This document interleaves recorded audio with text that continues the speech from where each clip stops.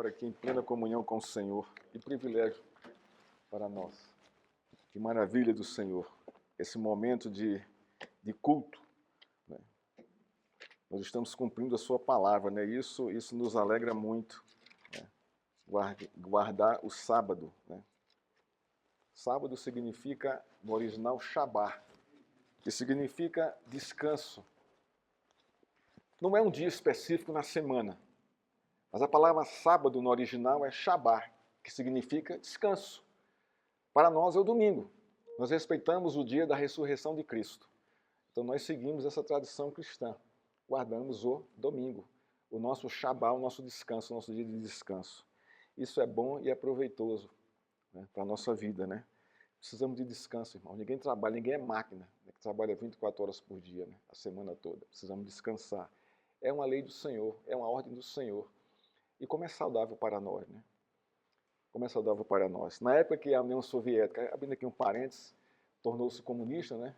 Na Revolução Comunista, o que foi que o governo fez? Transformou, não é, a semana em 15 dias. Vocês vão trabalhar 15 dias e folgar um. O que aconteceu, irmãos? Né? Primeiro começou com os animais que eram usados. Começaram a ficar adoecer e a morrer. Depois a própria plantação começou também a se desgastar muito. Não começou a produzir mais do que produzia antes, porque era intensa a produção e a colheita. E os seres humanos começaram a adoecer, a entrar em exaustão de trabalho. Não adianta, irmãos. É descumprir a palavra de Deus. Domingo é o dia do nosso descanso. Graças a Deus por isso. Deus é sábio. Abra sua Bíblia na segunda carta de João. Nós vamos continuar trabalhando nessa carta hoje. E vamos ler aqui os versos 4 a 6. Nós pregamos na semana passada dos versos 1 a 3, na introdução da carta.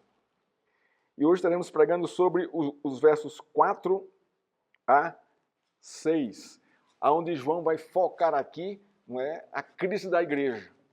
Vai focar aqui onde está a sua alegria e também vai nos pontuar, não é, qual é a crise que eles estão passando na igreja, nesse contexto aqui. Lembrando que João foi o último pastor da igreja de Éfeso, né?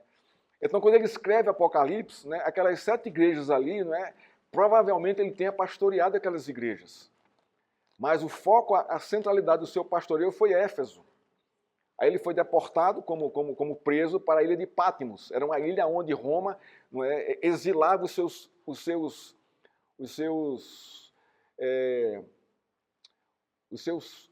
assassinos, presos políticos, estava tudo ali. Eles jogavam lá e eles viviam lá quebrando pedra, né? Era uma ilha, né, de muito pedregulho. Né? Então, João, quando escreve, né, a carta de Apocalipse, ele está na ilha de Patmos, né? Está preso, é um preso por causa do Evangelho de Cristo. Né? Esse foi o seu crime para o Império Romano. Crer no Senhor e proclamar o Senhor Jesus. Então vamos ler aqui, irmãos, os versos, eu não vou ler a carta toda, né, mas vamos ler aqui os versos 4 a 6, né, quando João, né, escreve para a senhora eleita. A senhora eleita aqui é a igreja do Senhor. Ele traduz aqui como senhora eleita. Ele diz assim no verso 4, fiquei muito alegre por ter encontrado alguns dos seus filhos que andam na verdade de acordo com o mandamento que recebemos do Pai. Então aqui está a sua alegria, o fundamento da sua alegria. Verso 5. E agora, então ele vai mudar de assunto.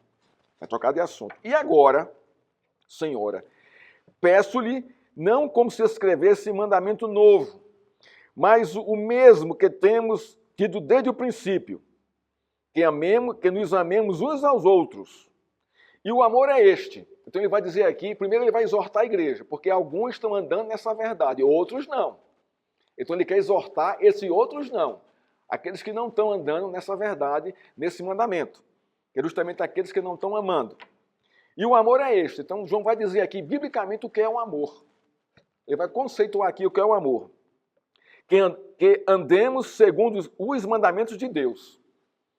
Então, para o cristão, para a Escritura, né, o amor se fundamenta no cumprimento dos mandamentos de Deus. Aí você está amando. Ele continua. Este mandamento, como vocês ouviram desde o princípio, é que vocês vivam nesse amor. Isso é, que vocês vivam nesse mandamento. Que ele seja o princípio fundamental da vida de vocês. Vocês vivendo no mandamento de Deus, vocês vão amar a todos, sem exceção. Vamos orar ao Senhor? Pai, obrigado pela tua palavra, Senhor, que nos confronta, que nos consola, que nos exorta. Graças, Senhor, por quem tu és, pela tua existência, pelos teus propósitos, Senhor, pelo teu reino que vem a nós, e não só o teu reino que vem a nós, mas também a tua vontade que vem a nós exposta em tua palavra. Eis aqui a tua vontade, Senhor, ditada para a igreja lá, essa carta aqui também para nós. Te louvamos, Senhor, por essas palavras, que são vivas, que são eficazes para nós e para a nossa igreja. Agora, Senhor, abre o nosso entendimento e nos surpreende pelo teu Espírito Santo, Pai, para que nos alegremos no Senhor, exultemos no Senhor. Assim te oramos em nome de Cristo. Amém. Eu vou trazer aqui uma breve introdução, depois a gente vai entrar aqui nos pontos que nos interessam aqui na carta. No tempo do apóstolo João, a filosofia grega, nós estamos aqui no século I, no ano 96, havia produzido um tanto de doutrinas que estavam influenciando os cidadãos da igreja. Essas filosofias negavam a deidade de Jesus, todas elas, sem exceção. Sem exceção. E principalmente as filosofias existencialistas, onde bota o homem no centro da história do universo. João, nesta carta, está preocupado com os falsos mestres que estão empenhados em enganar a igreja. Aí vai do verso 7 até o final da carta, ele vai falar sobre isso, esses enganadores da igreja. Logicamente, eles entraram na igreja ou surgiram da igreja com essas filosofias, né? tentando fazer a comunhão da filosofia grega e da doutrina cristã. Isso não funciona. Nunca funcionou na história. João orienta a igreja a perceber quem é falso profeta e proíbe os irmãos de recebê-los em casa, pois eles se infiltravam nas famílias da igreja e disseminavam o ensino que ultrapassava a doutrina de Cristo. Está no verso 10. Então, eles tinham essa intenção de destruir a igreja, a comunhão da igreja, a crença da igreja na doutrina cristã. O apóstolo também encoraja e exorta, discipula como a igreja deve andar na verdade e no amor de Deus. Esse aqui é o ponto principal, irmãos. É o fundamento da igreja. Se ela anda na verdade e no amor de Deus, ela vai discernir quem é falso, quem é verdadeiro. Ela vai colocar em prática os mandamentos de Deus. É o fundamento da igreja. Andar na verdade e no amor de Deus. Que verdade? A que está descrita aqui na Escritura. Que amor? O que está descrito na Escritura. O tema da nossa pregação é andando de acordo o mandamento de Deus. João deixa claro, na introdução de sua carta, que o foco central da vida cristã é andar na verdade e no amor de Deus conforme o mandamento. Isso é que é interessante. Não é conforme o que eu acho, o que eu penso, o que eu entendo a respeito do amor e da verdade. Não é isso, mas isso é existencialismo. Isso não bate com a Escritura. Mas é negar a mim mesmo e assumir e entender a verdade de Deus e o amor de Deus e colocar isso em prática. O fato aqui é esse. E quando falamos da verdade e do amor de Deus, falamos do Evangelho de Jesus Cristo. Está ali os princípios. A sua vida, a sua morte, a sua ressurreição e a sua glorificação. Cristo nos ensina a amar a Deus e a cumprir seus mandamentos. E nós amamos a Deus e cumprimos os mandamentos em Cristo. Ele é o nosso mediador. Isso é a graça de Deus sobre nós, sobre a igreja. Irmãos, que lições esse texto nos ensina? Pelo menos duas, claríssimas aqui. A primeira lição está no verso 4. A igreja, isso quando eu falo aqui igreja, eu falo aqui eu e você. Não é a denominação. Porque o que é a igreja a não ser a comunhão dos santos, a comunhão dos membros? A igreja é formada por mim e por você, em comunhão. Então, quando eu falo aqui, a igreja deve andar na verdade, de acordo com o mandamento, eu estou falando aqui, nós devemos andar na verdade de Deus, segundo os seus mandamentos. Observe no verso 4 a base da alegria do apóstolo João. O que ele diz? Fiquei muito alegre por ter encontrado alguns de seus filhos. É interessante que aqui não são todos, deveriam ser todos, mas aqui são alguns, que andam na verdade, de acordo com o mandamento que recebemos do Pai. A alegria do apóstolo vai além das circunstâncias que lhe cercam. Isto é,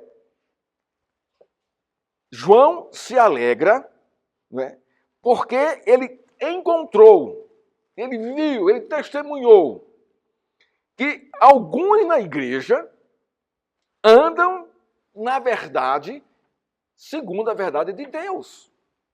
A alegria do apóstolo era por causa de alguns na igreja que estavam andando conforme a verdade de Deus. Irmãos, isso não traz maior alegria para a liderança. É ver o crescimento da igreja, o crescimento dos irmãos, andando na verdade de Deus, conhecendo o Senhor e andando ali com alegria, com gozo, em comunhão com Deus e com a igreja. Isso produz uma alegria imensa, não só para a liderança, mas para toda a igreja, irmãos. Então esse aqui é o foco de João, ele está alegre com isso. No entanto, João faz um contraste com os enganadores, não é? Que não andam segundo a verdade de Deus. Aqui é outro ponto. Então, esses alguns aqui de João são aqueles que andam na verdade. E os outros podem ser esses enganadores, que fazem um contraste com a igreja. Não se submete à igreja, não se submete ao pastor, não se submete à palavra de Deus, nem aos seus mandamentos. São rebeldes, se acham entendedores da teologia, da doutrina e não estão nem aí. O apóstolo testemunha, né, como alguns da igreja, né, estavam andando na verdade. Como? De que maneira estavam andando na verdade? Não é em qualquer verdade, irmão. Não são nas verdades filosóficas, né, não são nas verdades sociológicas, não são nas verdades ideológicas, né, economicamente falando e politicamente falando. Mas olha só, há um foco aqui central. Né? Eles estão andando de acordo com o mandamento que recebemos da parte do Pai. Esse aqui é o foco, é a centralidade da vida cristã, da minha e da sua vida. Qual é? É andarmos de acordo com o mandamento que recebemos de Jesus, que está em sua palavra. Ou não? Porque se esse não é o foco da minha vida cristã, alguma coisa está errada com o meu cristianismo. Não é cristianismo, é outra coisa. É um outro modo de vida. Ou eu transformei o cristianismo numa filosofia pessoal. E aí eu interpreto e entendo como eu quero. Não como a Escritura interpreta e entende. Isso não é cristianismo, é outra coisa. Pode ser uma seita, né? Pode ser uma sociedade de pessoas ali se reunindo para poder comungar de algum tema da filosofia e tudo mais. Mas não é. Por quê? Porque o cristão, irmãos, a sua natureza, a sua naturalidade, a sua motivação é andar de acordo com o mandamento que recebemos do Pai por meio de Cristo. O mandamento referido no verso 4 faz um contraste com as filosofias humanas, que mascaram a natureza pecadora do homem. Não é isso? É. Afirmando que o homem é bom e que sua razão e conhecimento intelectual vão produzir um homem mais evoluído e uma sociedade melhor. Filosofia grega, está claríssimo isso aí. Então, não, olha só, quem produz um homem melhor, quem faz o homem evoluir, não é o cristianismo, mas são as filosofias, são os estudos sociológicos. Não é? Então, isso faz com que o homem evolua e a partir daí nós vamos ter uma sociedade mais evoluída. Mas, irmãos, isso não é verdade. Isso não é verdade. Por quê? Porque este foi o ideal iluminista do século XX, o século das luzes. O que é o iluminismo? Iluminismo é quando a razão humana ela ascende o trono e destrona, não é, Deus da história de todas as coisas. Então agora é a razão humana. Deixou-se de viver segundo os mandamentos de Deus e passou-se a viver segundo a razão humana. Isso acontece quando surge o iluminismo. Não. Até então, as Escrituras dão uma resposta da complexidade da vida. Quando surge o iluminismo, não, agora é a razão humana quem vai dar a resposta. Aí vai entrar as filosofias, vai entrar as sociologias e todas as logias humanas que nos cercam hoje. O iluminismo colocou a razão humana no centro do universo, destronando o governo soberano de Deus sobre o universo e sobre a vida humana.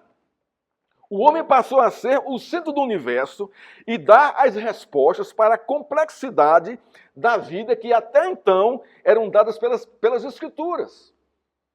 O que é que está acontecendo aqui na segunda carta? O que é que esses enganadores estão fazendo? Justamente isso. Destronando Jesus Cristo e entrando com vãs filosofias. Dizendo, não, a questão aqui, quem vai dar resposta às suas crises existenciais é a filosofia. Né? É o protognosticismo. Gnose, conhecimento, é o conhecimento e a razão humana. Então, o iluminismo, irmãos, não é uma coisa do século XX. Ele vem muito antes do que isso. Ele está acontecendo já aqui no século I, com outro nome, com outra roupagem. Mas o fato é esse. É o conhecimento humano, a sabedoria humana, que vai tomar o lugar da sabedoria de Deus. Sendo o homem o centro do universo, perguntamos, os ideais iluministas produziram um homem mais evoluído e uma sociedade melhor? Século XVIII, iluminismo. 1700 e pouco. A resposta é não. Não. Por quê?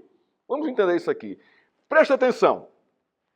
Se a filosofia fosse a resposta para o problema moral da humanidade, que o nosso problema é moral, não é intelectual, não é de conhecimento, mas é moral, o Império Grego jamais teria caído. Teria dominado o mundo até os dias de hoje. O que é o Império Grego? Qual é a sua força? A filosofia. Influenciou esse mundo de uma maneira tal que hoje a gente sofre essa influência ainda hoje. Há alguns anos atrás, a nação grega estava falida, quebrada. Seu povo sem esperança, desiludido, fadado à recessão econômica. Isso é uma resposta clara de que a filosofia grega não produziu aquilo que ela se propõe a produzir como resposta para a humanidade. Agora, preste atenção, irmãos.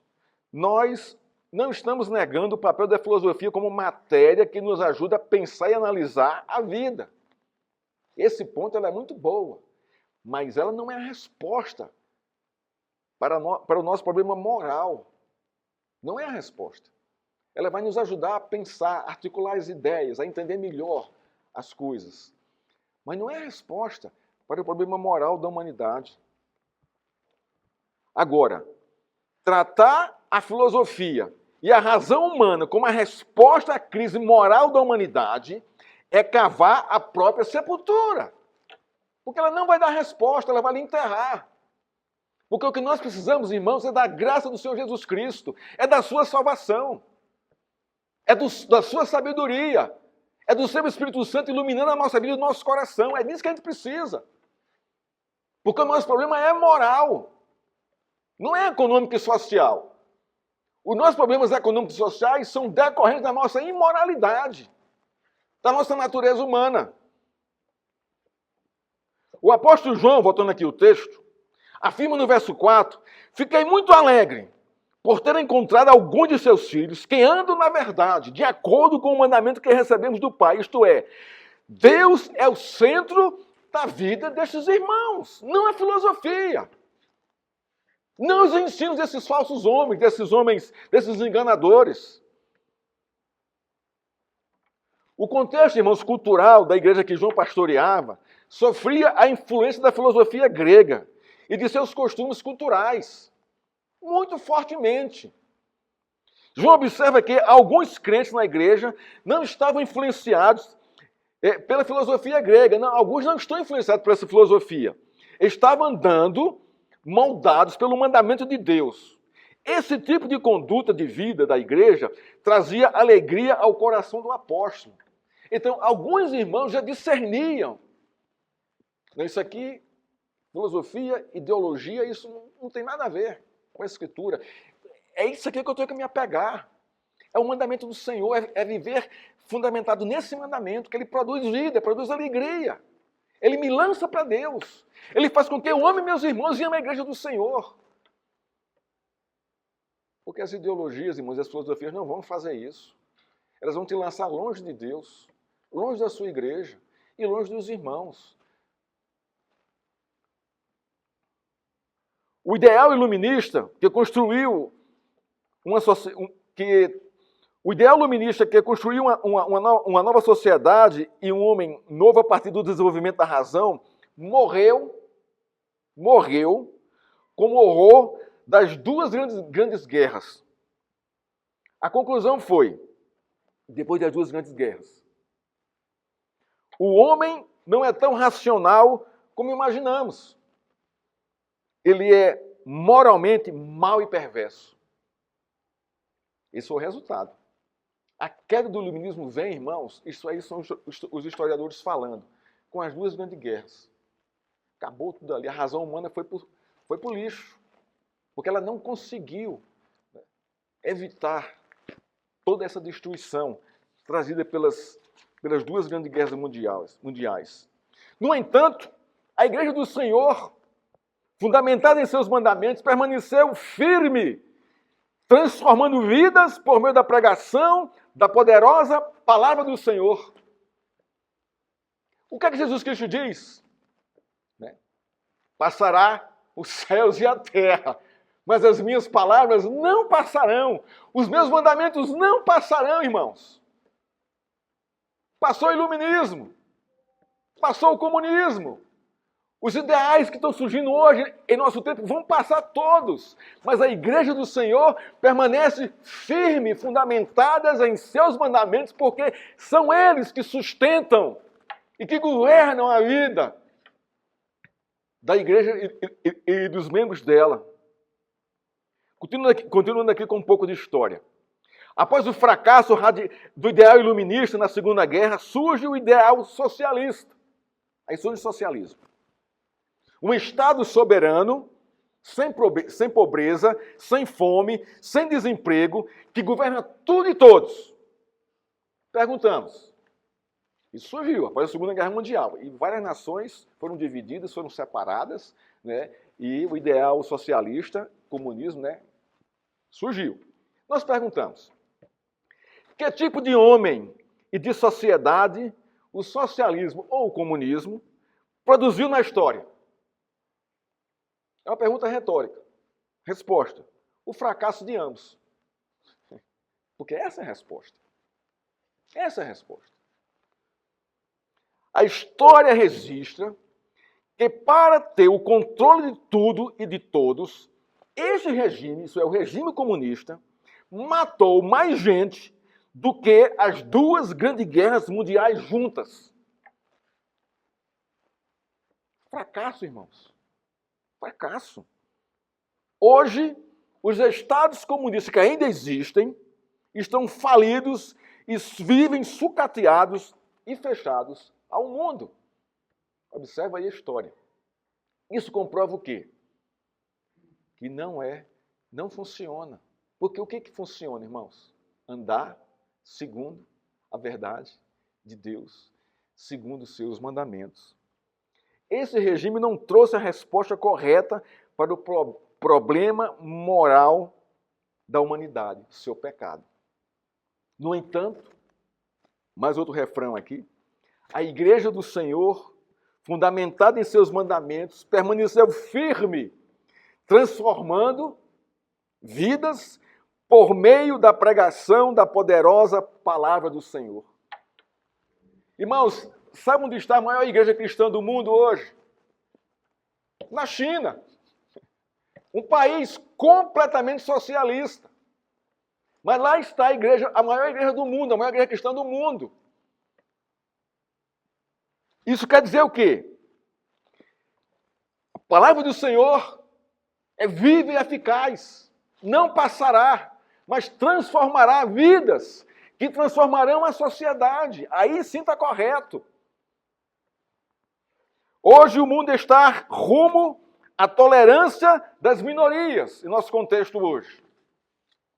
Isso significa o seguinte: se a ideologia das minorias, não importando a sua decadência moral, é aceita pela maioria conservadora e cristã, sem restrições, vive-se a tolerância. Nós estamos nesse contexto hoje. Você vê como é que estão as coisas aí. Essas minorias, né, que se defendem a unhas e dentes e a fogo e ferro. Então, se eu aceito isso, então eu sou uma pessoa tolerante. Mas se eu não aceito isso, eu sou execrado. Eu sou um intolerante na história. A tolerância pregada em nossos dias é uma maneira de ressuscitar o fracasso do iluminismo e do comunismo, ressuscitando o ideal de formar um novo homem e uma nova sociedade, sem Deus, sem sua igreja, uma sociedade amorfa. É o que nós estamos vivendo hoje. O que é uma sociedade amorfa? Que não tem nenhum modelo. Não tem homem, não tem mulher, a gente não sabe quem é mais, homem e mulher. Não sabe mais quem é. Não sabe mais o que é verdade, o que é mentira, o que é certo e o que é errado. Misturou-se tudo aí. Nós estamos nesse contexto. Nós estamos nesse contexto. Isso vai fracassar como já está fracassando. Como fracassou o iluminismo do século XVIII e o comunismo no século XX ou século XIX. A verdade sobre o que o homem é e a resposta para a sua crise moral, Deus revelou por meio da sua palavra em Cristo, nos revelando os seus mandamentos.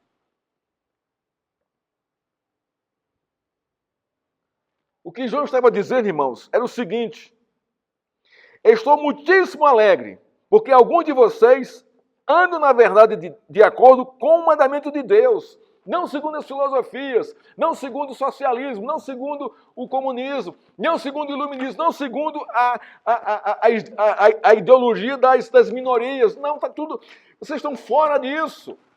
Isso não atinge vocês conseguem discernir isso aqui, porque vocês estão andando, na verdade, de acordo com o mandamento do Senhor. Ele governa a vida de vocês.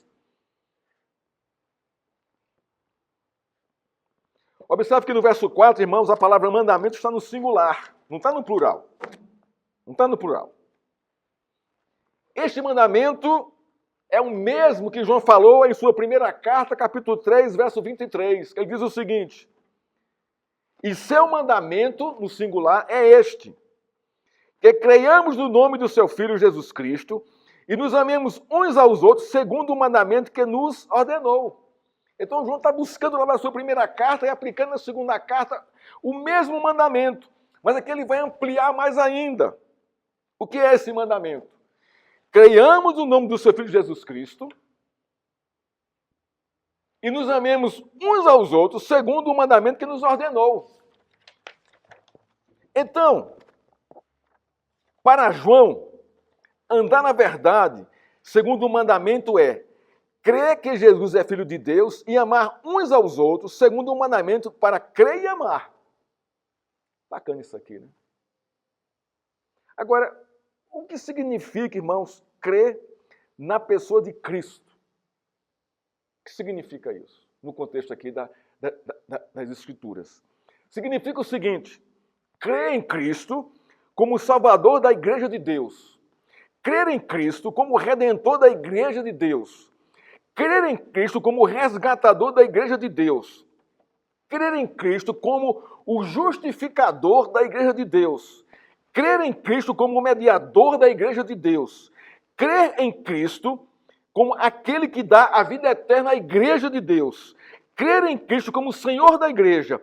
Crer em Cristo como Criador, mantenedor e sustentador de todas as coisas. Para João, receber a revelação de quem é Jesus implica em amá-lo. E amando a Jesus implica amar os irmãos e o próximo. Isto é, andar na verdade conforme o mandamento que recebeu do Pai. Amar a Cristo e amar os irmãos. É que está aqui. Fiquei muito alegre por ter encontrado alguns de seus filhos que andam na verdade de acordo com o mandamento que recebemos do Pai. Que mandamento foi esse, irmãos? assim como eu vos amei, amem uns aos outros. Segundo ponto que esses breves versículos nos ensinam.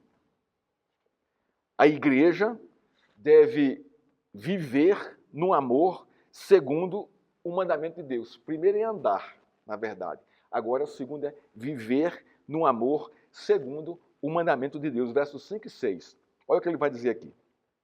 E agora, Senhora, peço-lhe não como se escrevesse mandamento novo, mas o mesmo que temos tido desde o princípio, que nos amemos uns aos outros. Então, havia alguma coisa na igreja que esse fato não estava sendo aplicado por toda a igreja. Ele aqui está exortando aqui a igreja.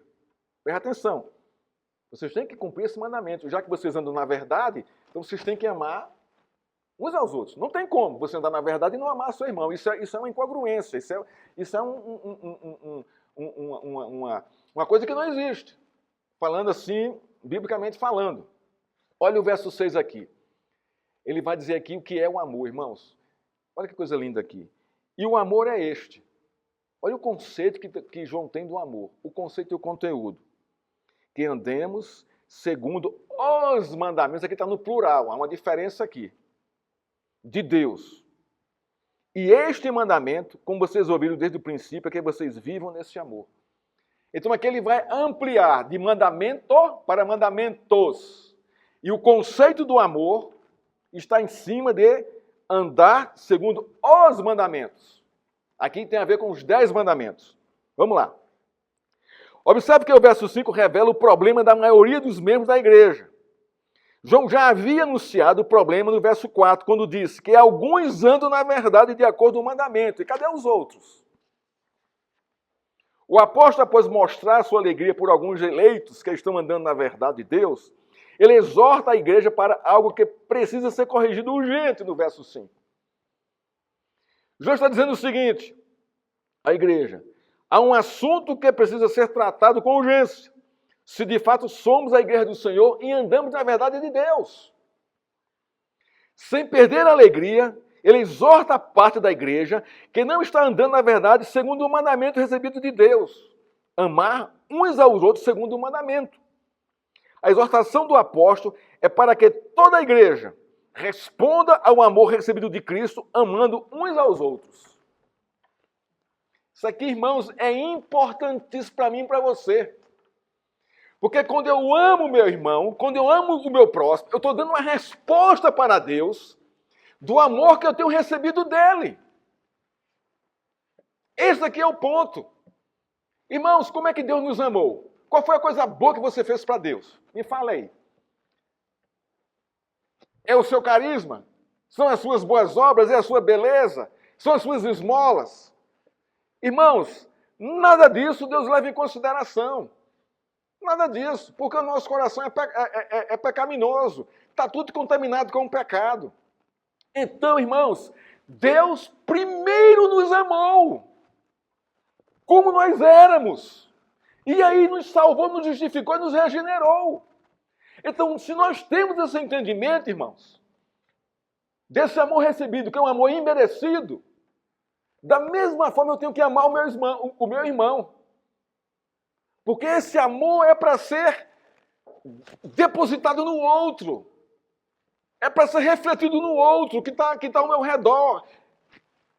Mas de que maneira eu vou amar meu irmão, pastor? Quais são os limites, quais são os parâmetros disso aí? O mandamento de Deus, os seus mandamentos. Esse aqui é o ponto. Não é aquele amor emocional, aquele amor sentimentalista.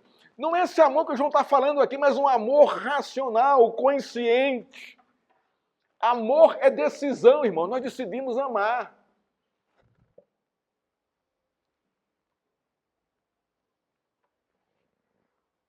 O apóstolo aponta para uma realidade na vida da igreja. A realidade de conhecer a verdade de Deus e não andar em amor com os irmãos, nesse contexto aqui. O que é que João está dizendo? Olha, presta atenção. Vocês podem estar nesse erro aqui. Vocês conhecem a verdade de Deus, mas não estão amando uns aos outros. Isso pode acontecer? Pode. Pode, claramente. É um fato aqui. Você pode ter todo o conhecimento de Deus, de Cristo. Ser um cara assim, ó, top, conhece toda a Bíblia. Sabe o versículo de cor, sabe as palavras de Jesus. Mas na parte relacional, de comunhão, você não consegue aceitar as pessoas como elas são. Você começa a exigir, você começa a discriminar. Se não pensa como eu penso, então eu põe de lado. Você não está amando. Pode acontecer? Pode. Estava acontecendo aqui. Que joga agora, senhora, eu tenho que falar sobre isso. Não é assim que funciona. Porque se você conhece verdadeiramente a Cristo, você vai amar qualquer pessoa. Independente do que ela seja. Não importa. Porque o amor que você recebeu, você retribui. Você é um reflexo desse amor. Porque Deus lhe amou você como você era. Poderia haver na igreja pessoas que eram defensores da verdade da palavra de Deus, mas eram incapazes de viver o mandamento do amor ao próximo. Existe isso em nosso meio? Está assim, ó. Defensores da teologia, da eclesiologia, defendem tudo, mas não conseguem, são incapazes de amar os irmãos. Agora, não é uma coisa incongruente? Como é que eu amo a teologia que fala de Deus e não consigo amar o meu irmão? Tem alguma coisa errada com esse cristianismo. Não é cristianismo, é outra coisa. Vamos lá. Há pessoas na igreja que proclamam a verdade de Deus, são éticas, têm uma moral elevada, são disciplinadas quanto às obrigações eclesiásticas, mas com os irmãos que pensam diferente dela, elas se mantêm separadas dele. Não há comunicação, não há comunhão. Tem alguma coisa errada com o entendimento dela a respeito do amor de Deus. Não é? São pessoas que têm um compromisso impecável com a verdade, mas seu amor para com o próximo é inadequado. Não é revelado, não tem fundamentação bíblica. Veja a segunda parte do verso 5. Não como se escrevesse mandamento novo. Olha, não vou falar aqui nada novo. Vocês já sabem. Senão, olha só, o senão aqui, que vai chamar aqui a realidade. O que tivemos desde o princípio, que nos amemos uns aos outros. Irmãos, é difícil amar uns aos outros? Sim ou não? Sim. Não é fácil, é um desafio. Mas o cristão tem que amar. Não tem como. Nós temos que nos desarmar do nosso orgulho, da nossa prepotência, do nosso conceito pessoal que nós temos e amar as pessoas. Porque é mandamento de Deus. Não porque elas merecem, mas porque Deus manda amar. É difícil? É difícil. É um desafio para mim e para você. O que João está dizendo aqui é o seguinte: não é nada novo. Ele não está chamando a igreja a uma nova doutrina, antes pelo contrário, ele está trazendo à consciência da igreja o que ele ensinou em sua primeira carta, verso 3 e 23, que nós acabamos de ler. E o seu mandamento é este, que creiamos no nome de seu Filho Jesus Cristo e que nos amemos uns aos outros, segundo o mandamento que nos ordenou. Ele está dizendo que o mandamento do amor não é uma novidade para a igreja, mas que eles conhecem desde o início. João está se referindo a Levítico 19, 18, como fundamento do amor. Isso deve ser obedecido. O que é que diz Levítico 19, 18? Nós estamos lá no Velho Testamento agora. Diz assim a palavra de Deus: não te vingarás, nem guardarás ira contra os filhos do teu povo. Isso é contra os teus irmãos. Mas amarás o teu próximo como a ti mesmo. Eu sou o Senhor. Olha que coisa interessante aqui. Não te vingarás, a gente tem mania disso, né, irmãos? Nem guardará ira ou rancor contra o teu próximo. A gente tem mania disso. Isso é uma coisa muito assim, muito rápida, muito fácil. Você reter perdão. Em João, Evangelho de João, capítulo 15, verso 12, Jesus aprofunda o mandamento de Levíticos 18, 19. Vai aprofundar mais ainda. Ele diz assim: o meu mandamento, ele assume aqui agora, o meu mandamento, como Deus falando, é este: que vos ameis uns aos outros. Olha o que vai mudar aqui. Assim como eu vos amei. Levítico não traz assim como eu vos amei. Então ele agora é o referencial desse amor por pecadores, por pessoas imperfeitas, incompletas, complexas, confusas, pessoas as mais variadas possíveis, as pessoas as mais complicadas possíveis. Jesus amou e continua amando. Agora, quem sou eu, irmãos, para selecionar o meu grupo de pessoas amorosas que eu vou ter que amar? Não há uma incongruência aí? Não há uma disfunção, uma desrealidade do cristianismo, das Escrituras? O fundamento do mandamento do amor está na expressão assim como eu vos amei, para mim e para você hoje. Isso é profundo demais, irmãos. Como é que Cristo lhe amou? Como é que Cristo continua lhe amando hoje? Preste atenção, irmãos. Você é perfeito em suas ações, seus pensamentos, emoções e atitudes? Não, mas Ele continua te amando. E por que que eu não vou amar o meu irmão? Não vou amar o outro? O que é que ele tem de diferente de mim, que é pior do que eu? E por que eu sou melhor do que ele? Eu me considero ser melhor do que ele. Isso não é cristianismo. Isso é outra coisa. Isso não é igreja, isso é outra coisa. Que nem nome eu sei dar. O fato é, irmãos, o referencial de amar uns aos outros é o amor com que Jesus ama a cada um de nós. E ai de mim, se Deus não me amasse. Ai de mim, se Deus não me amasse hoje, agora, nesse momento aqui, irmãos. Porque eu vivo, sobrevivo por causa do seu amor. Cada um de nós aqui sobrevive por causa do amor de Deus. Temos que ter essa consciência para ver ao outro de outra maneira.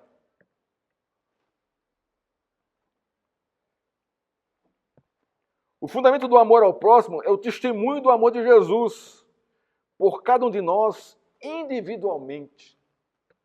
Porque Ele nos conhece por nossa digital. Ele não me trata como trata Gabriel. Ele conhece o profundo coração dele, vai tratar conforme o profundo coração dele. Ele me conhece e trata segundo as minhas necessidades do meu coração. Irmãos, veja a dimensão desse amor.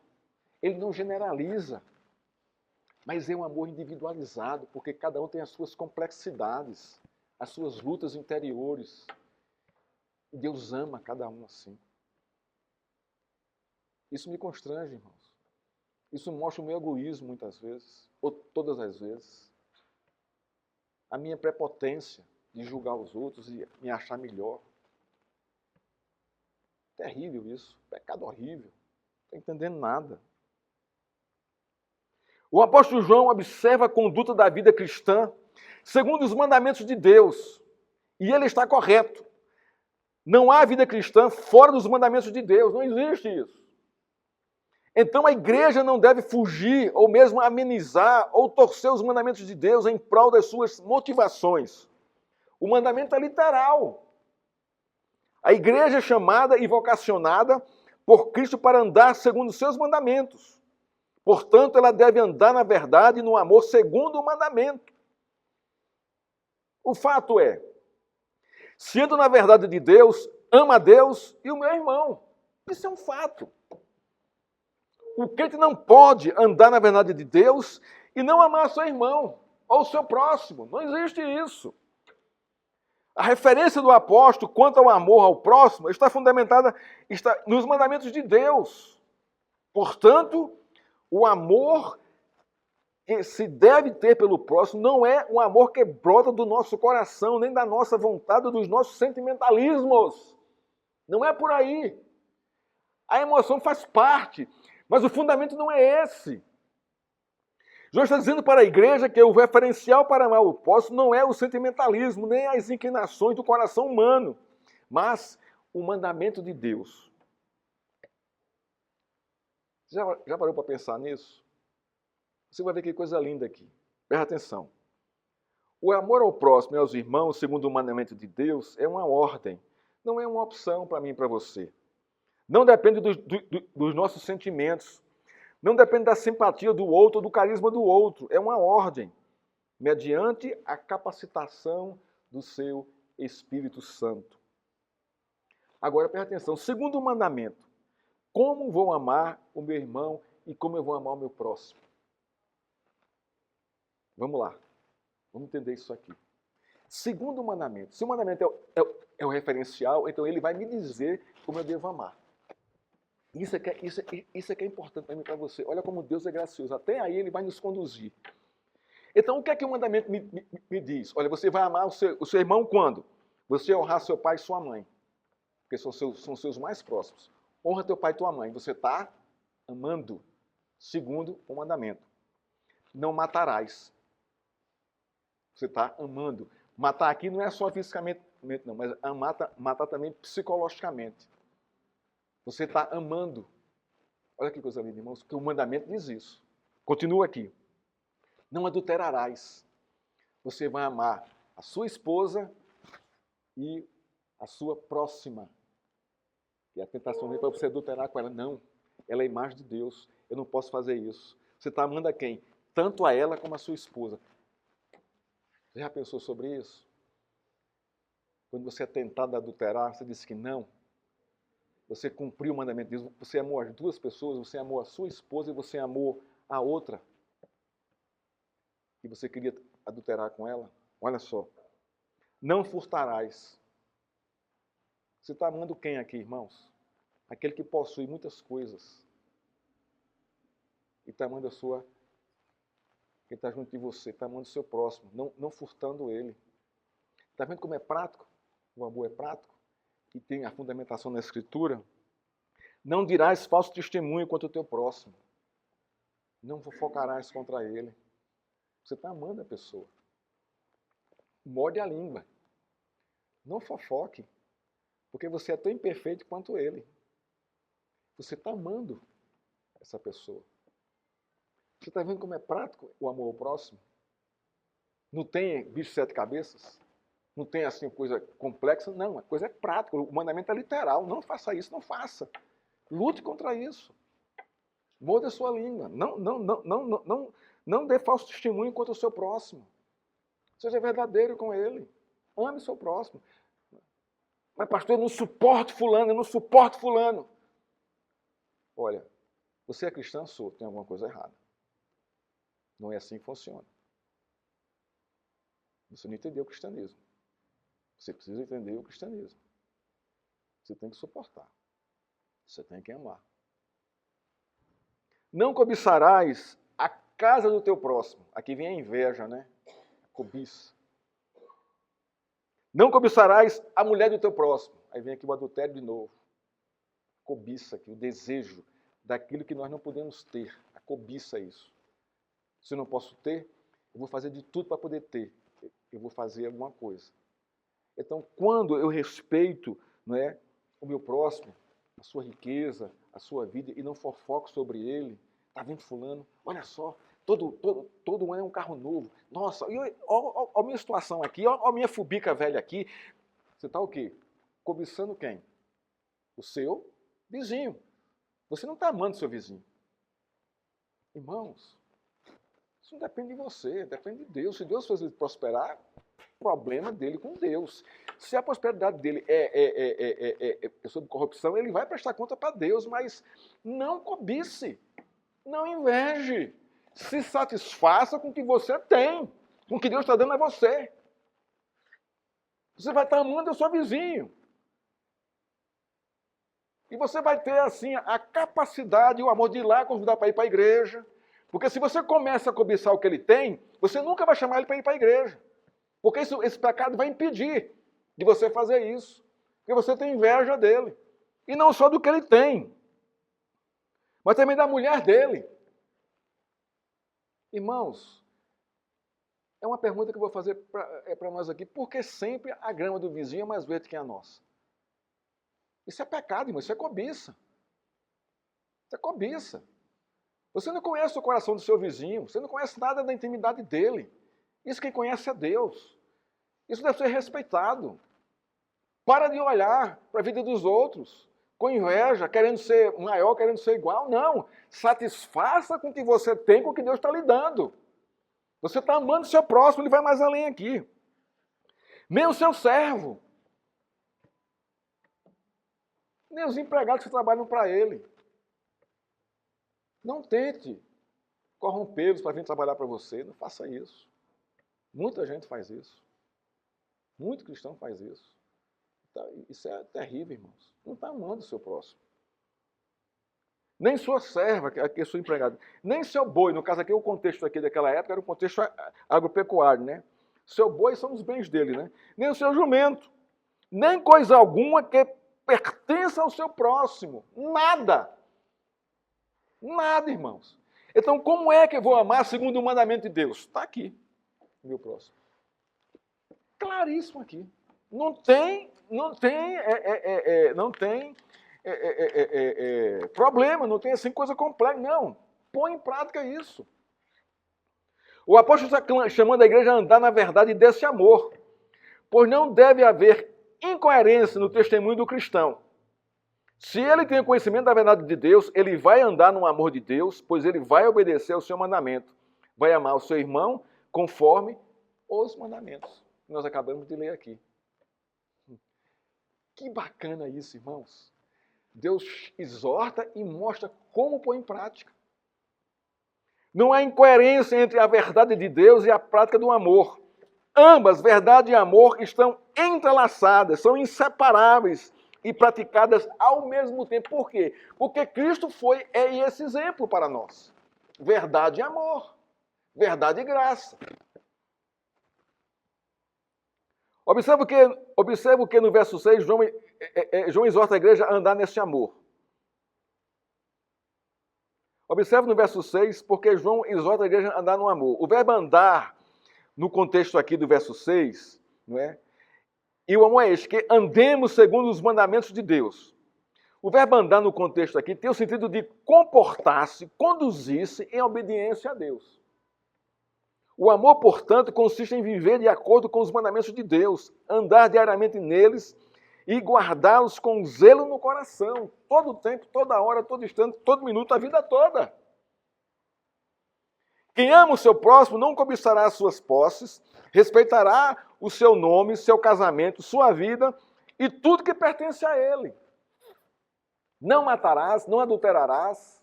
Não é? O amor, quando não é dirigido pela vontade de Deus, logo se degenera em uma atitude egoísta. Aí você vai cobiçar, você vai invejar, você vai fazer um monte de coisa para poder satisfazer as suas necessidades carnais. E nós não somos carnais, somos seres espirituais, regenerados em Cristo. A conexão entre verdade, amor e obediência é ensinada por Jesus. Aquele que tem os meus mandamentos e os guardas, esse é o que me ama. Quando é que eu digo que eu amo a Deus, irmãos? Da boca para fora? Não. Da boca para fora todo mundo diz. Pode ir lá fora. Você ama a Deus aí na rua? Todo mundo, eu amo. Todo mundo vai dizer isso. Do modo geral, ninguém vai nem pestanejar para responder. Agora, se você perguntar, você guarda os mandamentos de Deus? Mais ou menos, 1 ou 2, tal, então você não ama. Porque nós mostramos o nosso amor para Deus, ou nós damos como resposta do nosso amor para Deus, guardando e andando segundo os seus mandamentos. E os seus mandamentos não são penosos. Não são penosos, irmãos. Não são penosos. A realidade de amar uns aos outros iria desmascarar, aqui no contexto da carta, os falsos profetas, pois eles não andavam na verdade e nem no amor de Deus. Porque só anda na verdade e no amor de Deus aqueles que são chamados e vocacionados por Ele para isso. Conclusão e aplicação da nossa exposição de hoje. Primeira, conclusão e aplicação. Amar a Deus e seus irmãos é andar na prática de seus mandamentos. Não tem outra resposta. Não tem outro indicativo a não ser esse. Isso aqui mostra. Segundo, não se ama a Deus e ao irmão, e aos irmãos e ao próximo, fora dos mandamentos dele. Não tem como. Está atrelado. Amor e o mandamento. Está atrelado. Conforme o mandamento que recebemos do Pai. Terceiro, o amor a Deus é submissão consciente a seus mandamentos. Consciente, irmãos. Não é inconsciente, não. Eu sei porque eu estou amando. Eu sei porque eu amo a Deus. Porque eu obedeço aos seus mandamentos.